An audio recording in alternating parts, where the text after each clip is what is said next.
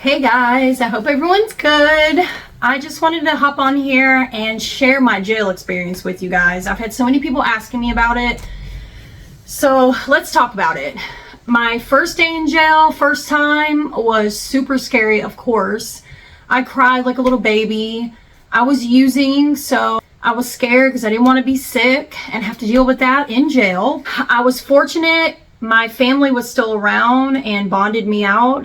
We learn how the system works, and you end up getting a bond usually in the beginning, and then the more trouble you get into, the longer you stay in jail. Usually if you go on probation and violate, you're in jail. Each time you violate, you're there longer and longer. People were asking about probation too. Felony probation, I was on 2 felony probations at once for the same charge I caught within 6 months of each other. People make all these crazy comments about felons, but the reality of it is, you never know who's a felon, okay?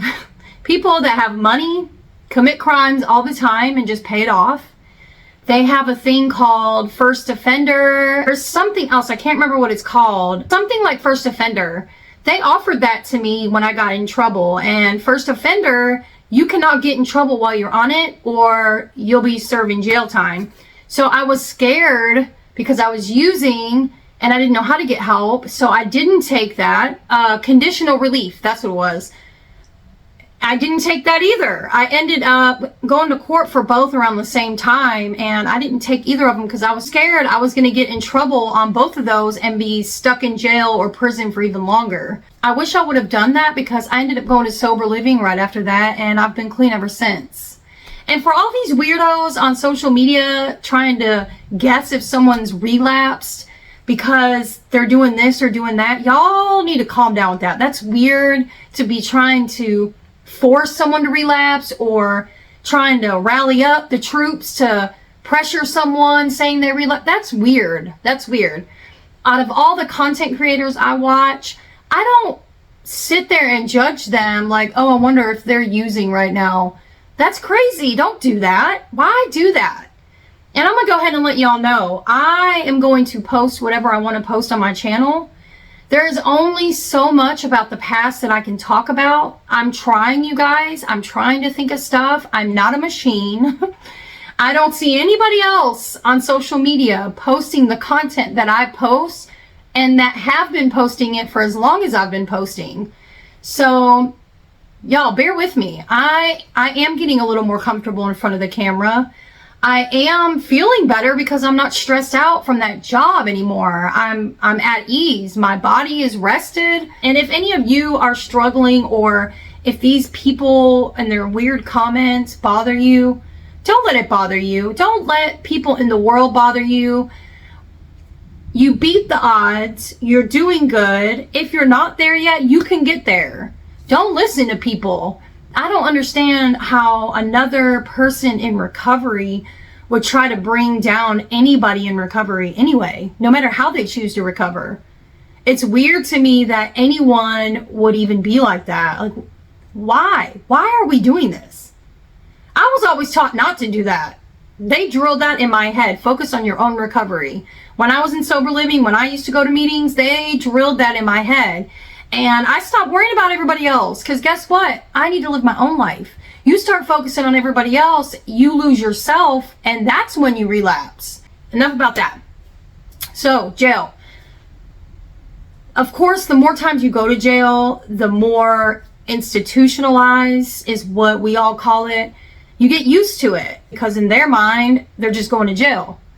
For me, it was like that for a while until finally I was more tired of the life I was living than going to jail. It's crazy. Like I was tired of being on the streets. I was tired of having to chase my tail all day and be sick all day. I know I do my little skits. I'm doing my best to not be traumatizing. I'll make a video of one of the worst jails out there so you guys can see not all jails are the same, and you don't know what jail you're going to unless you've been there. You don't know how bad it's going to be. You don't know how bad the COs are going to be. And most of them are not cool. I've met COs outside of jail. It's crazy because one of them was in sober living doing community service at our sober living. She was super cool. Maybe she used to do it. I don't know. She was super cool. Outside of work, I know they're different people, some of them, but inside, I'm telling y'all, COs, you don't want to mess with them. And I get it because they can't let people walk all over them. They can't let people take advantage of them. I get that. But there's some that are just hard on everyone all the time, nitpicking. I've heard that they'll even hit someone with contraband for mixing different foods together to make something else and take it from you. So it just depends on the CO. So yeah, you don't know going in how the experience is going to be. You don't know who's going to be in there with you, because yes, there are some people that maybe they're not bad people, but they made bad choices. But then there's some bad people in there. There's some people that have no empathy. I was doing some research online and I saw the most common thing that people go to jail for is drug related, whether it's possession or, I can't say it, I don't want to get flagged, distributing or making or whatever it is. I've been extradited before. I went from, I've told y'all, Tennessee to Georgia. That was super scary. Being handcuffed in a van. It was like 3 girls and 2 officers. You're handcuffed in a van, traveling in the middle of the night, and it's just scary. I don't know. It was just scary. To be honest, I don't care if they're officers or not. You don't know these people. It's hard to trust anyone in the law, okay? Once you've been in it, you've seen a lot more too. That was really scary. It was humbling. It was gross. I sat in one jail for a month just waiting to go to another jail. People in jail, y'all keep asking me about the other people. I told you I've had some cool bunkies. I've had some not so cool. I got scammed. I told y'all about that. Trying to be nice. That was the one time. There are mean girls. It's just like freaking high school, or, you know, there's mean girls, there's cool girls. For the most part, everybody stayed to themselves. You knew who not to mess with. You knew who had been there for a while. There was always like the mom of the pod that was usually somebody older that had been there forever. Or maybe she was just more nurturing and kind to people. You're only in a pod for so long with people with all kinds of different charges. Then they usually put you in a pod with people with like charges. Maybe not the exact same thing, but you know, more violent crimes will be together in a pod. People were asking about if you're disabled. The jails I've been to, they had a disabled pod where they would have the pod workers helping. So at least they did that. I never went in there. I don't know how it was, but at least there was some form of help. There's homeless people that go to jail because they don't have anywhere to go and they'd rather go to jail than be sleeping outside. Jail is not cool. It's not fun. It's scary. It's dirty. It smells. And, you know, people say, oh, the people smell. The people smell because half of the people in there don't have someone to put money into their account so they can buy shower stuff. I never understood that, why they don't supply shower stuff. Just the basic stuff, or like the pads. Like, that's crazy. That's crazy that you have to struggle to get pads. Like feminine hygiene, that's crazy to me. Or not even have tampons. And I think that stuff should be free across the board anyway, because we can't help it that we get that every month. Because trust me, I'm sure most of us would choose not to have it, or at least not as bad and severe as it gets. And it's the worst having it while you're in jail. It's so uncomfortable, you're in pain, and it's a lot. It's a lot. The food in jail was not good. People say, how do you gain weight? You gain weight because they feed you carbs to fill you up, but most of it ran right through you. And you're just sitting there. I mean, if you work out, but I mean, I tried that, but I just know, but you're just sitting around. You're not being active. You're literally in a room all day. You're a caged animal. Some people gained weight. Some people lost weight. I gained weight because normally I'm active. Or if you're eating noodles all the time, you're going to gain weight. That stuff's fattening. The food that they feed you in there is not healthy. So yeah, it's not good. Nothing about jail is good. I hope and pray I never go back. I've busted my butt to make sure everything's paid off. If you're going through probations or drug court or any of that stuff right now, just keep paying that stuff. That's all they want is money anyway.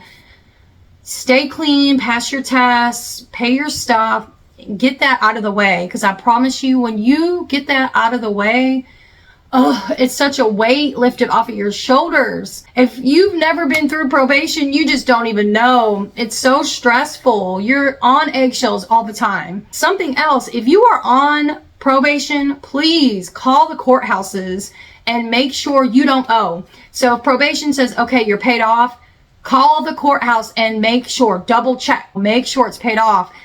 Because I heard stories, people were saying that their probation told them, okay, you're done with probation, everything's paid, you're good. And then they would put a warrant out on them, come and arrest them over like $20 or $30 that wasn't paid through the courts. I'm like, what? I think they do it because either they're busy and they just mixed it all up, or they really don't care either way, because at the end of the day, you're an adult and you need to make sure your stuff is taken care of. So make sure, y'all, call everywhere, do everything you have to make sure everything is paid off. Just get everything taken care of. I'm gonna make this video a little bit short and sweet. I do have some more vlogs coming, you know, what am I doing with myself, some life updates, and just where my mind's at, what's going on. I'm trying to stay consistent, share my journey with you. As always, don't give up. Today's almost over. You made it through another day. Keep your head up, y'all. We can all get through this, no matter what the haters say, no matter what anybody says. Stay true to yourself and keep doing the right thing. And don't give up. Don't give up, y'all. No matter what. We've been through worse. See you guys.